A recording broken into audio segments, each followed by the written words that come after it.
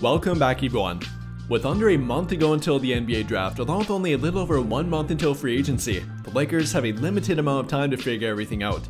And the number one thing they have to figure out right now is their head coach, which they may have already done.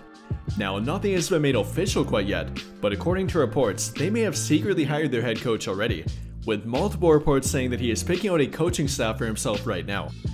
And if you don't know who I'm talking about, the head coach they're being linked to happens to be Reddick, the no doubt favorite to become the 29th head coach in Laker history. And not only that, but the very first time that he has ever been a head coach, though they may have figured out a way to lower the risk that'll come with him. And we're going to talk about that, along with an interesting report about LeBron's son Bronny potentially forcing his way to one of two teams, with one of them of course being the LA Lakers, and we'll break it all down during today's video. But before we get too far into it, if you are looking for a place to talk about the NBA playoffs, or even vent about the Lakers, then don't forget to check out our NBA Discord. We got a daily discussion board for everything Lakers and NBA related, along with a live game chat to talk with other NBA fans during live games. Or if you don't have Discord, then feel free to follow me on Twitter to hear my thoughts on everything Lakers and NBA related. There will be a link for both of them in the video description down below. But without further ado, let's dive right into it. And we'll begin by talking about the Bronny James situation. Like I referred to before, he might be, or rather his agent Rich Paul might be trying to force Bronny to one of two teams, with those two being the LA Lakers and Phoenix Suns. They went from being a preference for him to now being the only teams that he might even show up for a workout for. And if you don't want to take it from me, then take a listen to what Shams Charania had to say about it, who has without a doubt been in contact with Rich Paul.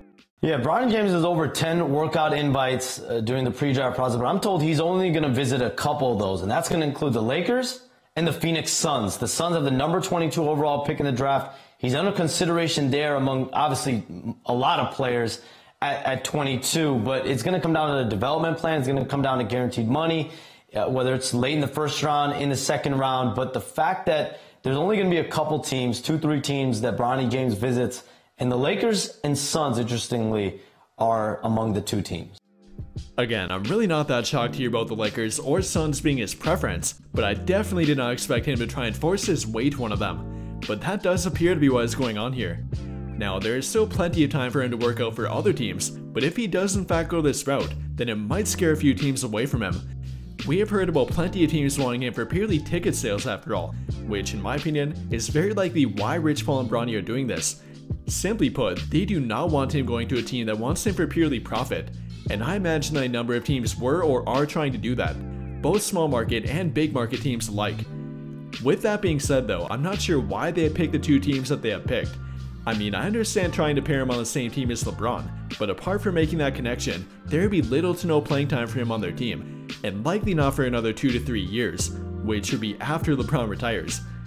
And then for Phoenix, while they definitely do have openings on their team, I'm not sure that a 19-year-old Bronny James would fit well on a contending team, which is in fact what they're trying to be with Kevin Durant on their team. And I really hope that Rich Paul is not simply trying to get him on a team with star players. I mean, that would certainly drive up height for him, but it would likely not translate well to playing time, let alone actual development. And at the end of the day, that should be the goal here for him, not to simply attract attention. I mean, I'm not sure that Bronny would be ready to play in the NBA during year 1 regardless of where he ends up, but long-term development should be the priority for him, and I feel like that is currently not the priority with what they're doing here. More often than not, a contending team will have a head coach that prefers to play veteran players. After all, they are typically more trustworthy than a young unproven rookie, and that could lead to Bronny kind of being forgotten about and having to spend more time playing in the G League than he probably wants to. And in my opinion, the only way around that would be finding a young team that wants him for his potential, not purely to drive up their ticket sales. And while fan attraction will be a part of Bronny wherever he goes, there are definitely teams that want him more for his actual talent, not simply for ticket sales, very few of which are likely contenders. I mean, reports have already come out about Phoenix wanting him to quote-unquote try and lure LeBron to their team. And I don't know about you guys, but that to me does not sound like they want Bronny for his actual talent. Like I've talked about before, I'm completely fine with the Lakers drafting him, but I'm not sure it'd be the best situation for him. Sure, he would get to play on the same team as LeBron, but I don't think it would be the best all-around fit for Bronny. I mean, they're already trying to develop the young combo guard they took last year with Jalen Hood-Schifino, and then not to mention guys like Max Christie and Maxwell Lewis go along with him, all of which are backcourt players, not really leaving much room for Bronny. And that's only their young talent. He would also be behind guys like Austin Reeves, Gabe Vincent, D'Angelo Russell if he would come back, and then even Cam Reddish if he would come back as well. Again, simply not the best situation for him, though I for one am rooting for him. And in my opinion, I think that he and Rich Paul should maybe rethink what they're trying to do right now. But hey, maybe it'll all work out for them. Moving on here though, we got a report about JJ Reddick apparently looking to fill his staff already, with guys like former Laker Jared Dudley, Sam Cassell, and James Borrego for assistant coaching candidates, all of which are pretty good options. Now, nothing has been made official quite yet, but given the fact that we are hearing about him looking to fill his staff already, I think it's only a matter of time at this point. He has been their reported favorite for quite some time now, and it kind of feels like he has already been named their head coach without actually being named. Though I think it's only a matter of time before it happens.